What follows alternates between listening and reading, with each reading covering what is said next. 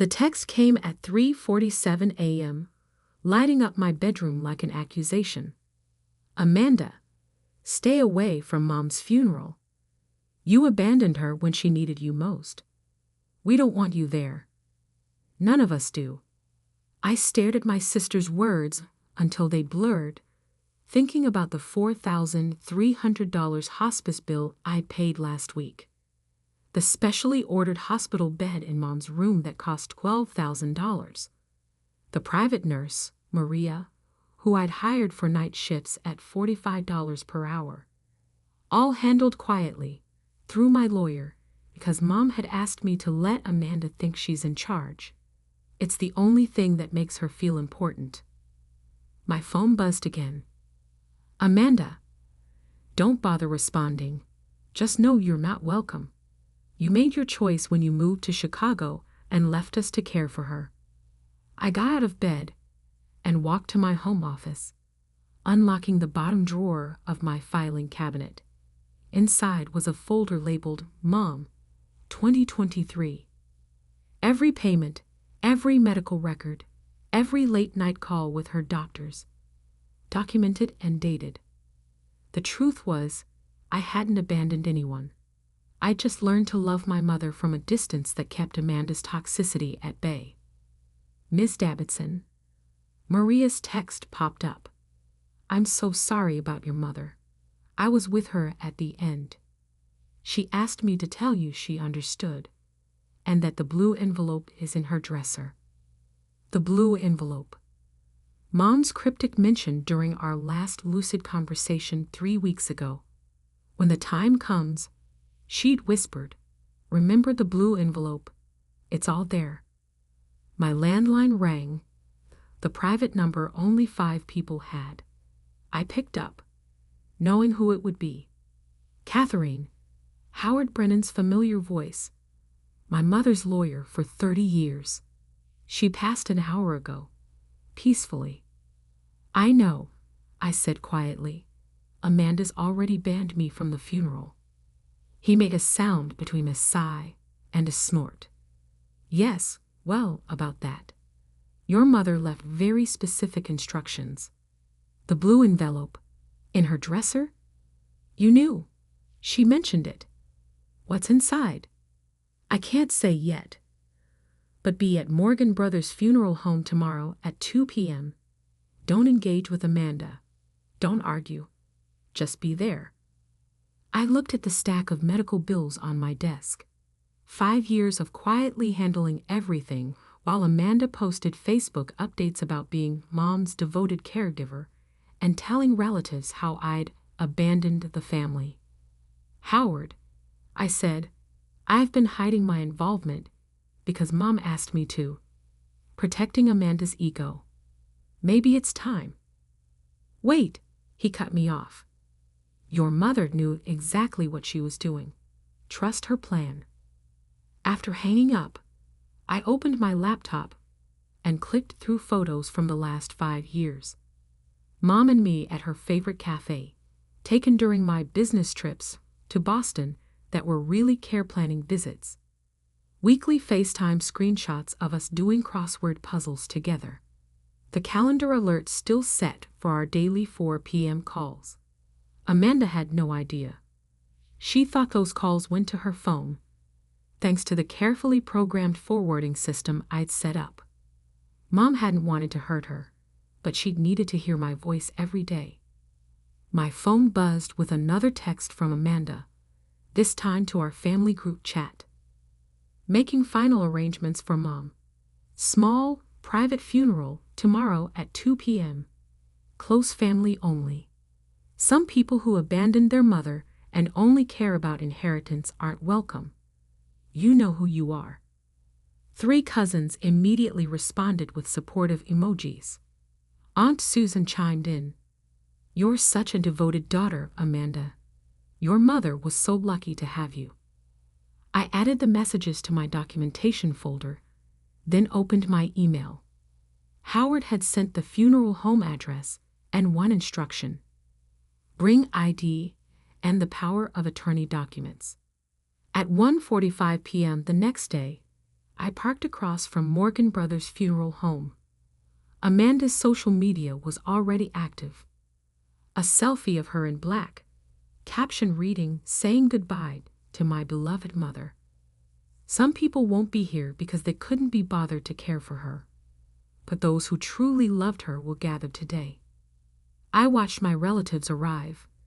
Aunt Susan, Uncle Pete, cousins in their Sunday best. Amanda stood at the door like a bouncer, accepting hugs and sympathy, playing the role of grieving devoted daughter. Maria's car pulled up.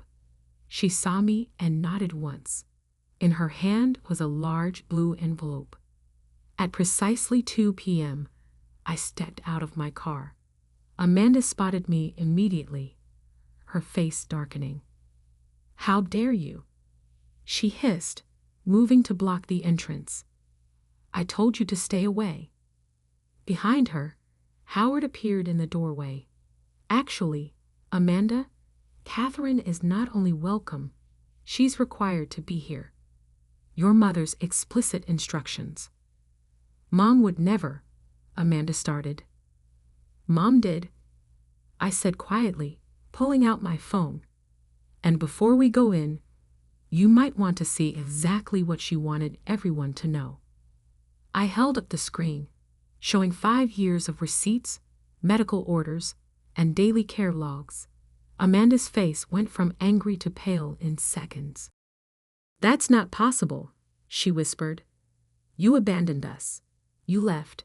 Everyone knows." "Everyone knows what you told them," I corrected. Mom knew the truth.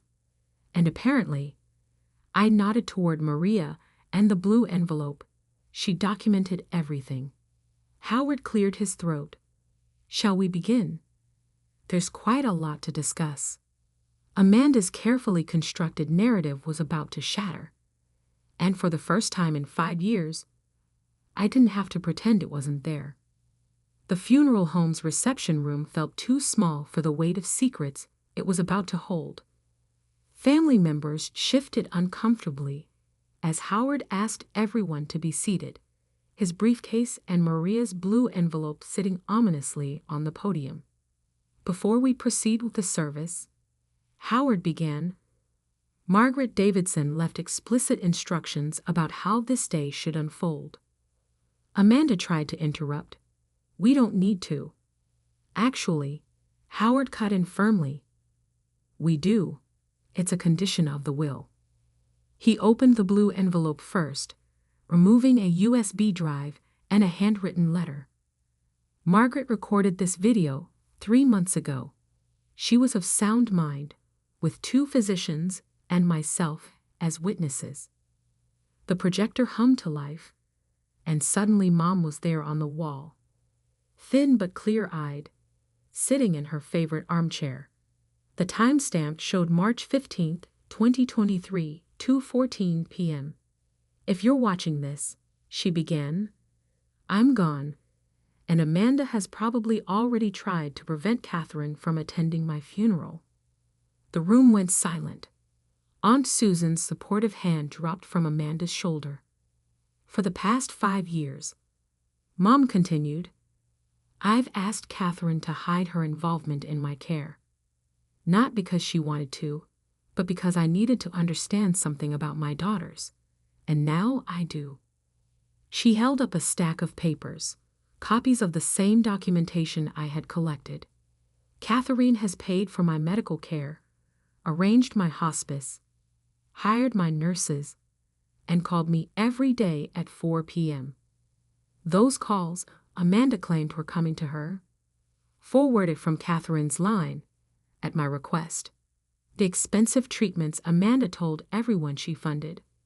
All Catherine, working through Howard to keep it quiet. In the front row, Amanda's face had gone from pale to ashen.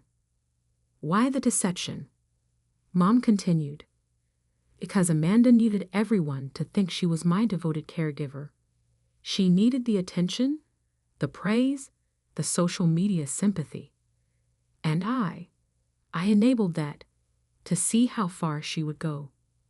The video showed Mom picking up another document, Amanda has spent the past 5 years telling everyone that Catherine abandoned me.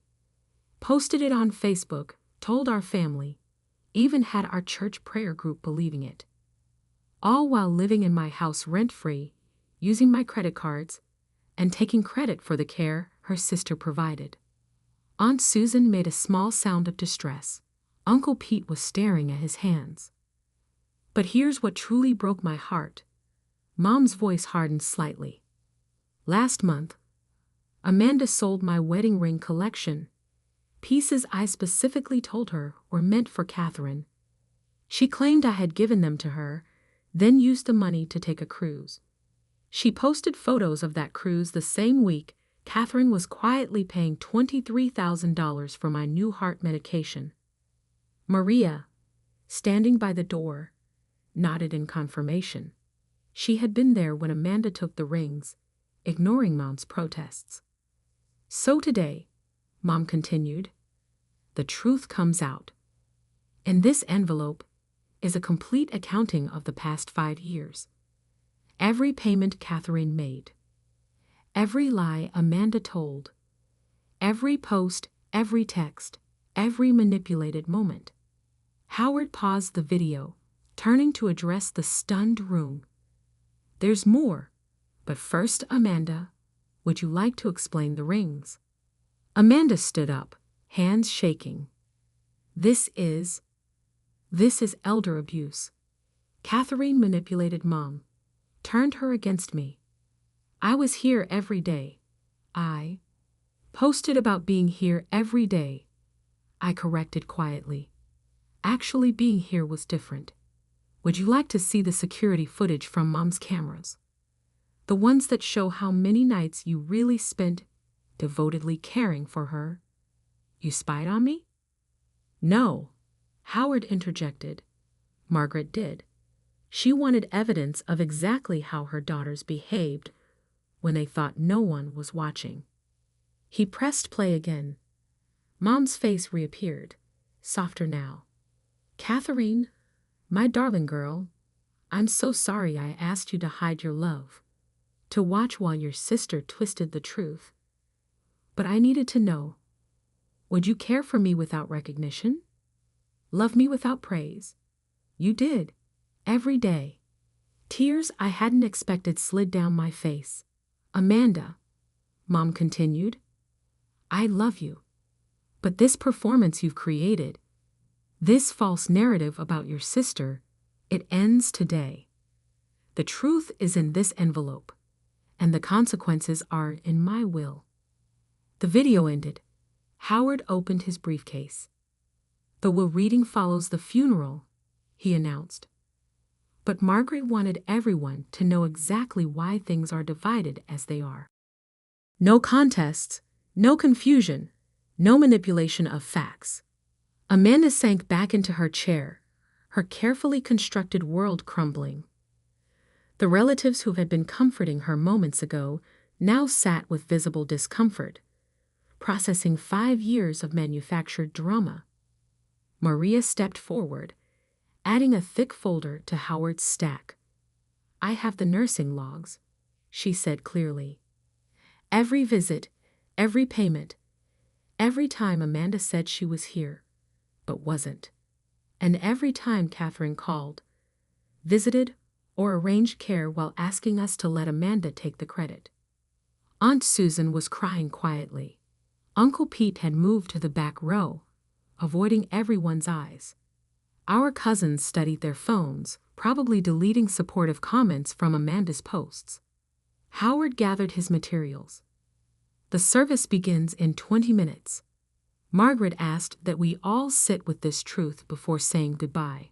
She wanted honesty in her farewell. As the family filed out to the main chapel, Amanda grabbed my arm. How could you do this to me? She hissed. I gently removed her hand. I didn't do anything to you, Amanda. I just loved Mom quietly while you loved yourself loudly. She figured out which one mattered more. The blue envelope sat on the podium, 5 years of truth finally set free. And somewhere, I hoped Mom was smiling. The funeral service itself, was a study in uncomfortable silences. Amanda sat in the front row, no longer the confident director of events, but a woman watching her carefully curated image dissolve in real time.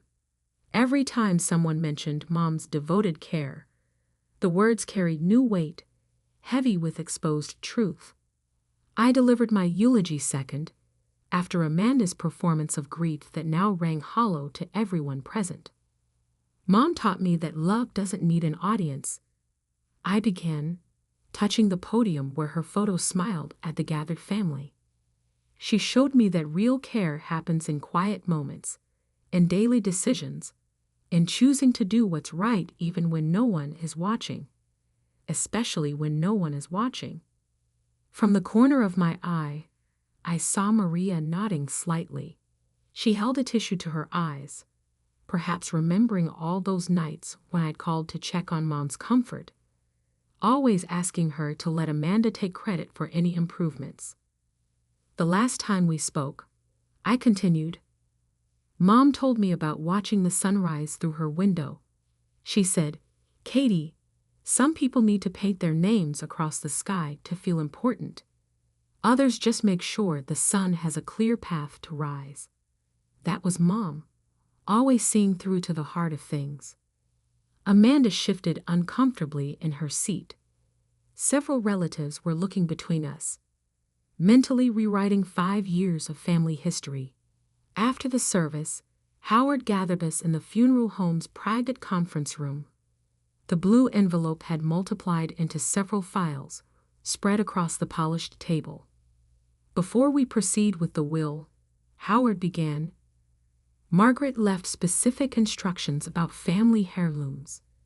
He lifted a detailed inventory. The wedding ring collection that was removed from the premises last month needs to be addressed. Amanda's face flushed.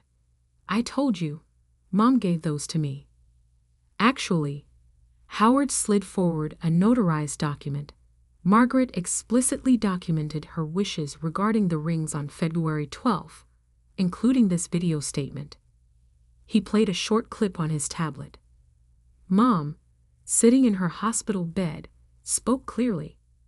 I want it known that my wedding ring collection, including my grandmother's sapphire band, is to go to Catherine. Amanda was informed of this multiple times. The rings were sold to Cartwright Jewelers, I said quietly. I had the transaction record. $47,000 deposited to Amanda's personal account on March 3rd, the same day she posted photos from her Caribbean cruise. That money needs to be repaid, Howard stated firmly. It's listed as theft in the will, not inheritance. Amanda stood up so quickly her chair scraped the floor. This is ridiculous. I took care of her. I was there. Everyone saw my posts, my updates, your performance, Maria interrupted, speaking for the first time. I saw the reality, Amanda. I was there for the actual care, not the photo ops. Would you like me to share the visitation log? The nights you were too busy, while Catherine arranged everything from Chicago. Margaret kept meticulous records. Howard continued, opening another file. Here's a breakdown of expenses for the past 5 years. Catherine's contributions total $486,000. This includes medical care, home modifications, private nursing, and specialized treatments. Amanda's contributions, he paused, checking the figure, show a negative balance of $68,000, representing unauthorized credit card charges and personal expenses charged to Margaret's accounts. The room fell silent, except for Amanda's rapid breathing. Additionally, Howard lifted another document.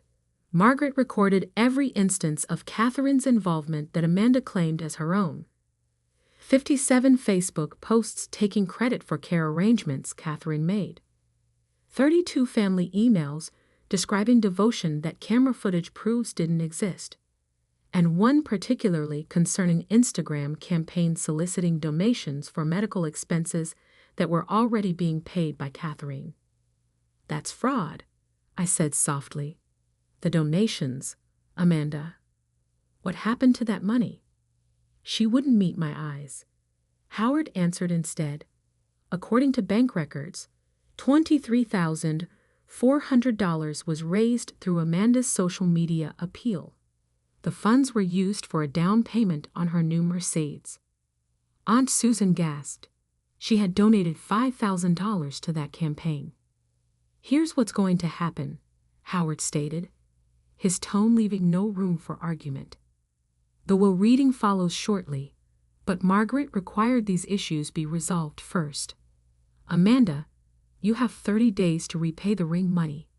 Return the donated funds to all contributors with a full explanation, and post a public correction about Catherine's role in Margaret's care. And if I refuse—" Amanda's voice shook slightly. Howard smiled thinly. "Then we proceed with legal charges for theft and fraud." Margaret was very thorough in protecting Catherine's reputation once the truth emerged. I opened my phone's photo gallery, finding the last picture I had taken with Mom. It was during a quiet moment 3 months ago, both of us working on her favorite crossword puzzle. No social media posts, no audience, just love. "Amanda," I said, turning the phone so she could see. "Mom knew you needed recognition. She understood that. But she couldn't understand why you needed to destroy me to get it." "I didn't," she started, then stopped, staring at the photo. "When was that taken?" "I thought I was there that day." "You were in Cancun," Maria provided. "Catherine flew in specifically because you had a beach trip planned during your mother's chemotherapy week." Amanda sank back into her chair, the weight of exposed truth finally becoming real. Howard gathered his files. "The will reading begins in 10 minutes. Margaret suggested we all take a moment to reflect on what real devotion looks like." The room emptied slowly, leaving me alone with the evidence of 5 years of quiet love. On the table, Mom's photo seemed to wink at me, as if to say, "The truth may whisper, but it never stays silent forever." The will reading was everything Mom had promised in her video: methodical, clear, and impossible to contest. Howard delivered each revelation with the precision of a surgeon, cutting through years of deception. "The family home at 1542 Maple Grove Road," he began, "is transferred to Catherine Davidson, along with its contents, excluding personal items specifically listed in Appendix A." Amanda's sharp intake of breath echoed in the quiet room. She'd been living in that house rent-free, claiming she needed to be close to Mom. Margaret's investment portfolio, valued at approximately $2.1 million, is to be divided as follows. Howard continued. 80% to Catherine Davidson, in recognition of her financial support and care. 10% to a medical care trust for future family needs. The remaining 10% to Amanda Davidson, contingent upon full repayment of unauthorized expenditures and completion of the previously discussed public corrections. I watched my sister's face transition from shock to calculation. Even now, she was probably figuring out how to spin this, how to play the victim one more time. Additionally, Howard lifted another document. Margaret left specific instructions about family history and photographs. All digital assets are to be transferred to Catherine's control, with a requirement that false social media posts about Margaret's care be removed and corrected.